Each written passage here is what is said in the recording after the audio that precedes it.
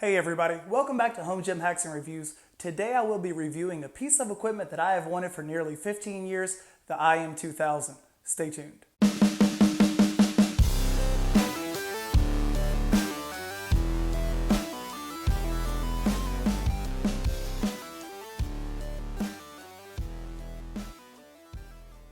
Here are 8 of the 10 boxes for a very large order that I placed with Ironmaster. This shipment traveled nearly 3,000 miles in less than a week, so shout out to Ironmaster and to UPS for getting everything here so quickly and in excellent condition. There was only damage to one of these boxes ever so slightly, but luckily Ironmaster has styrofoam inserts on the inside to ensure that none of the contents get damaged. It's now one day later, and the final 2 pieces in this big order that I placed with Ironmaster finally came in. These are the last 2 pieces that I need to put the IM2000 together, and these arrived in pretty good condition. There is a little bit of damage on the outside of this box, but it looks like everything on the inside is okay. The IM2000 consists of 3 boxes, one at 114 pounds, one at 82 pounds, and one at 98 pounds. Here's what the inside of each box looks like. A lot of care and time went into packing this, and everything looks to be in great condition. That was a formidable packing job. It took me over 30 minutes, and you know the company did a good job of packing if after you're done, you feel like you need to lay down and rest. The first page of instructions is extremely easy to follow. It's just putting on the base, and the only area where I think someone could get slipped up is there's a small hole that goes on the top and a larger hole that goes on the bottom. So as long as you have those 2 in the correct spot, you're off to a good start. The next part of the assembly is putting on these 2 slide rails, and the directions show that it needs to be done with 2 people, but let's see if I can do it on my own. The next part of the assembly wasn't too difficult, but it would have been a lot easier with a second person.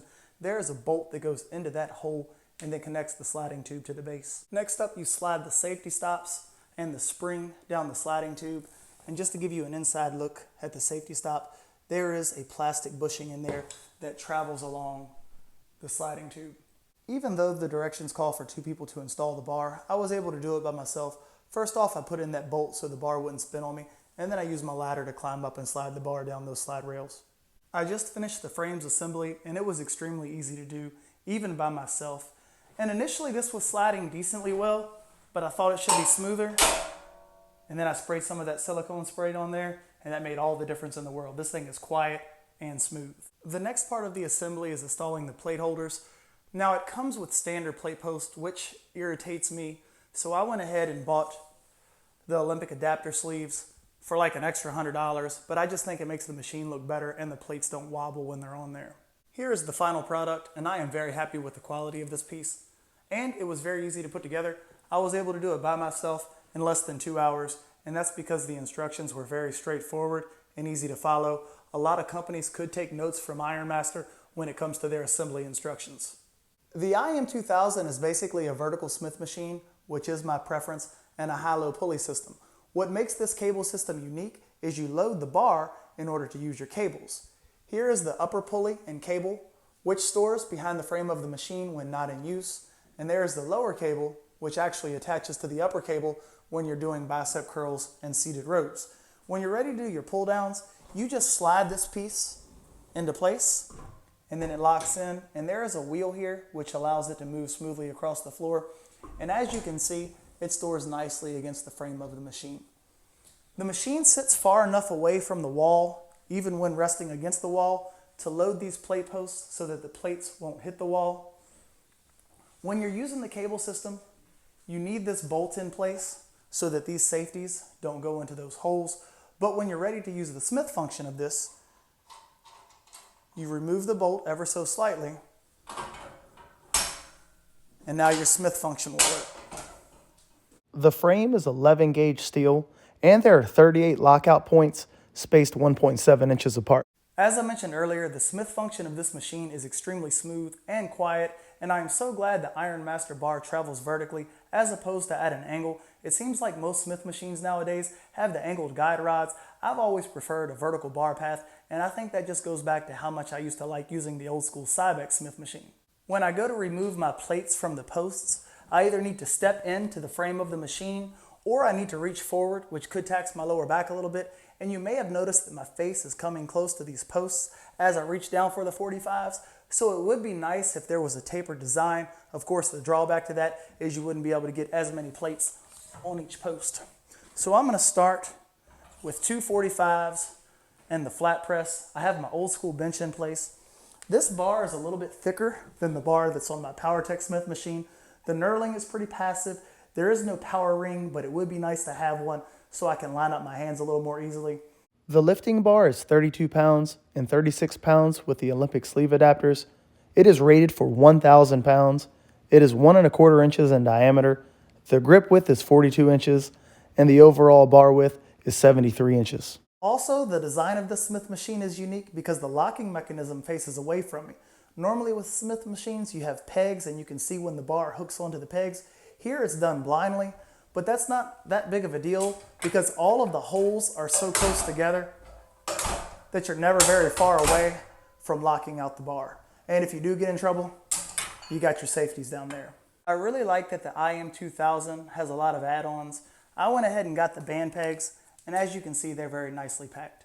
The band peg add-ons are really easy to install. You just remove and reuse the existing hardware. It's definitely nice to have the band feature to offer eccentric overload and to add a little extra resistance at the top of the movement where I'm strongest. The IM2000 also has a number of add-ons, including the bar hooks and the safety spotter arms, so you can basically make the IM2000 a half rack. You can also add the ultimate chin-up attachment, the landmine attachment, dip handles, and vinyl covers for the foam rollers. I am so glad this bar travels down so that I can do floor presses. I did have to add some stall mats just below my elbows, but this is a major improvement over a lot of Smith machines that stop short of going this low. The incline press feels fantastic on the IM2000, but now I need to share my biggest gripe about this machine. These sliding tubes are not numbered. So when I was just doing flat press and now going on to incline press, I've raised my safeties. But I don't really know where the safety is unless I count the holes. And now I need to match this safety to this one. Now I know it's 8 holes down, but that just takes extra time. But it's well worth it for how good this machine feels. I could easily fix that issue by taking a silver Sharpie and numbering the upright. The sliding tubes don't go quite high enough to do a standing overhead press, but of course you could do a seated press. I'm 5'9" and just a little shy of being able to do a full lockout. I have my bench elevated on some stall mats for a greater range of motion, and because this Smith machine is vertical, it allows for exercises like this. If this was an angled Smith machine, this exercise really wouldn't be possible. To use the high pulley and do pull downs, for example, some setup is required, and it's more setup than you'll have on a high-low pulley attached to a power rack, for example. But once you get the hang of this, it's really not too bad. The first thing you'll need to do is adjust these safeties, and the height of these will depend on the exercise you're doing, your arm length, as well as your height. Then you'll need to drop the bar all the way against those safeties, turn the bar up, and then lock it into place with this bolt. The next thing is to grab the cable that is stored behind the machine and connect it to the bar. This piece goes directly on the middle of the bar, and then connect whatever attachment you're using. Ironmaster includes this lat bar, which is revolving, and I definitely appreciate a revolving lat bar. The next thing is to pull out the roller pads, and they move nice and smoothly along the floor, and then lock them into place. And then you'll get under your roller pads. I have an old school SoloFlex pad that I've been holding on to forever, and it works perfectly for this, so I don't have to sit on the floor. And then here's my exercise. I've got one of my knockoff mag grips attached. I have 245s and the bar weighs 32 pounds. And this definitely feels smooth. Now for tricep pushdowns, I'll move this piece back against the frame of the machine, and I've already lowered this safety all the way down to the bottom, and I'll do the same thing with this one. And now the machine's ready for tricep pushdowns. Next, I want to show how easy it is to connect the lower cable. First off, I have the bar in the lowest position, just like it was when I was doing my tricep pushdowns. Then I'll move these roller pads into place, and I'll lock them into place with this pin. Next up, I'll grab the cable that's stored behind the machine, and I'll run it through this lower pulley.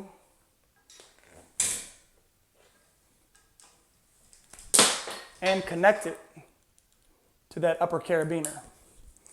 And now I'll just connect whatever attachment I want to use. Here I have my bat bar.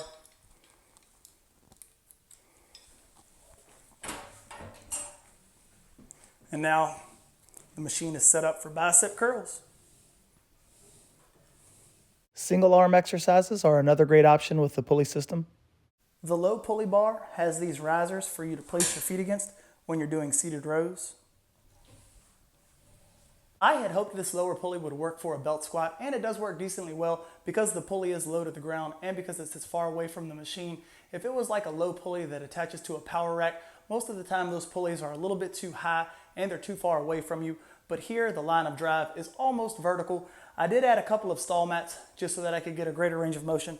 And you will need something like the Rogue multi-use belt because I'm going to connect into the D-ring that is closest to my hips. I added a tricep rope above me just to help me get into the upright position. And once I'm up, I'm not going to rely on it, but it'll just help me maintain this upright position that I want. And I can get a decent range of motion. This isn't something that I'll add to my own routine because I have the Rhino, but I just wanted to show that it could be done for someone who wants to try a belt squat but just doesn't have the machine. I've never really liked squatting in a Smith machine, but if I had to, I would choose a vertical bar path over an angled. And lunges also work really well inside of this Smith machine too. You may be wondering why I would get this machine if I already have the PowerTech Smith machine and the Lever Gym, which has a high-low pulley. Well, this is Home Gym Hacks and Reviews, and if I don't buy equipment, I don't have anything to review. Secondly, winter is coming, and my garage does get cold, so it will be nice to have this piece indoors. And lastly, I just like home gym equipment, and I collect this like some people collect baseball cards or spoons. I have the IM2000 in a room that's just over 12 feet by 11 feet with an 8-foot ceiling, and the compact design of this machine makes it ideal for someone who wants to store it in a bedroom, for example, because the footprint is only 48 inches by 48 inches and 84.5 inches high. Also, I just like the look of this machine. I'd much rather have this in a room than an expensive painting or a piece of antique furniture. The IM2000 is one of those pieces that's been around forever, and it's one of those pieces you really don't hear anybody say anything bad about because it has withstood the test of time. The cable system is rated for 350 pounds with a 1-to-1 pulley ratio, and at the time of this recording, this piece sells for $1,499 with free shipping. Here are my list of pros for the IM2000. First off, Ironmaster is a trusted brand that has been around since 1978, and they're probably best known for their adjustable dumbbells, which would be my choice if I had to purchase a pair. Next, this piece was extremely easy to put together, and the directions were very straightforward. I truthfully enjoy putting together equipment, and unlike some of those really fancy YouTubers, I do it by myself where they have people do it for them. The different exercises you can perform on this machine are nearly countless. This piece is going to last me my entire lifting career, and if I go, I'll pass it down to my dogs. For people who lift alone, the Smith machine is a safe option. This piece barely takes up any room with its 4-foot by 4-foot footprint. If you're in the market for a Smith machine, it is priced very competitively, but of course there is the addition of the high-low pulley, which makes this piece an excellent buy. There are some cons, but I don't think any of these are deal breakers. First off, it has standard plate posts, which are plastic. I prefer a stainless steel Olympic plate post. Next, the cables do require some setup, which makes supersetting a little bit difficult. It would make it easier if the settings on the sliding tubes were numbered. I would like for the foam rollers to come with a vinyl or leather covering standard. Also, with the exception of the setup for cables, all of the cons that I've listed here would cost Ironmaster additional money, and those costs would get passed down to the consumer. Thank you all so much for watching. I do appreciate you all, and I do my best to answer every single question in the comments section. Also, if you found anything in this video helpful, please consider liking it, and if you haven't subscribed to this channel, please consider doing so. Both of those things help to increase the reach of this channel. You can find me on Instagram at Home Gym Hacks and Reviews. I do post a lot of content on that platform that doesn't make it to YouTube.